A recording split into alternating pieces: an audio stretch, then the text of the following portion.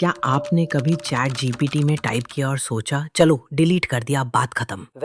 अब शायद ऐसा नहीं है, क्योंकि अब वो चैट आपकी प्राइवेट बातें, आपकी टोटली एम्बैरेसिंग गाने के लिरिक्स पूछने वाली क्वेरीज, सब कुछ स्टोर हो रहा है। और ओपन एआई खुद भी इससे खुश नहीं है। अब सुनो असली ट्विस्ट। ओपन एआई अब मजबूर है, हाँ, कोड द्वारा मजबूर किया गया है कि वो आपके डेटा को सेव करे, वो भी बिना डिलीट करने का ऑप्शन दिए। क्यों? क्योंकि न्यूयॉर्क टाइम्स ने केस ठोका है और कोर्ट ने कह दिया सब डेटा संभाल कर रखो बेटा, चाहे यूजर कहे डिलीट कर दो। तो हुआ क्या? न्यूयॉर्क टाइम्स ने ओपन एआई पर कॉपीराइट उल्लंघन का आरोप लगाया और कहा भाई तुमने हमारा कंटेंट खा लिया। और अब सबूत के तौर पर कोर्ट ने ओपन एआई को कहा है कि जितने भी चैट्स डिलीट हो रहे थे वो अब डिलीट नहीं होंगे, सब कुछ लॉग में रखा जाएगा। मतलब डिलीट बटन अब सिर्फ फीलिंग्स के लिए है, असली में कुछ हट नहीं रहा। ओपन एआई का कहना है भाई हम तो खुद भी ये डेटा रखना नहीं चाहते, यूजर्स की प्राइवेसी हमारी टॉप प्रायोरिटी है, लेकिन कोर्ट का ऑर्डर है तो करना पड़ेगा। मतलब सोचो, आपने अपनी एक्स को चैट जीपीटी से रैप सॉन्ग लिखवाने को कहा था,